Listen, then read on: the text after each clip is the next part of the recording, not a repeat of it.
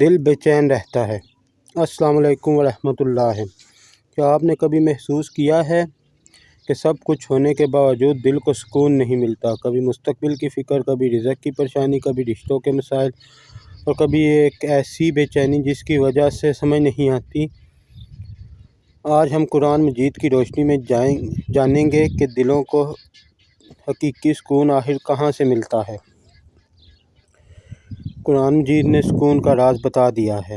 اللہ تعالیٰ نے قرآن مجید میں فرمایا، ترجمہ: خبردار، اللہ کے ذکر سے ہی دلوں کو اطمینان حاصل ہوتا ہے۔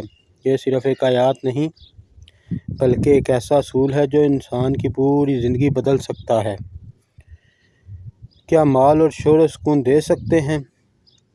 اکثر لوگ سمجھتے ہیں کہ اگر ان کے پاس زیادہ دولت آ جائے، بڑا گھر ہو جائے یا زندگی کی ہر خوشی پوری ہو جائے تو وہ خوش اور مطمئن ہو جائیں گے، لیکن حقیقت یہ ہے کہ دنیا بہت سے ایسے لوگ موجود ہیں جن کے پاس سب کچھ ہے، پھر بھی ان کے دل بے چین ہیں۔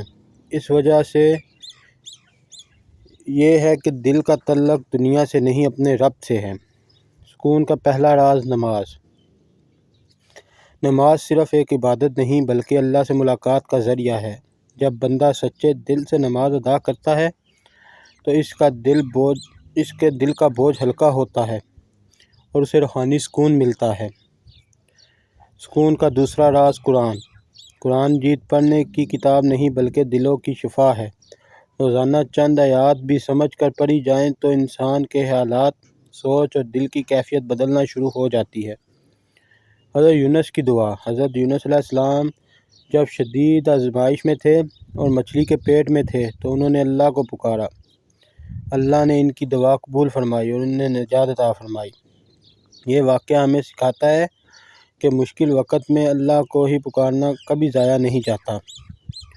سکون کا تیسرا راز استغفار۔ استغفار صرف گناہوں کی معافی کا ذریعہ نہیں بلکہ دل کی صفائی کا بھی ذریعہ ہے۔ جب انسان بار بار اللہ سے معافی مانگتا ہے تو اس کے دل کی سختی کم ہوتی ہے اور اسے سکون محسوس ہونے لگتا ہے۔ سکون کا چوتھا راز توکل۔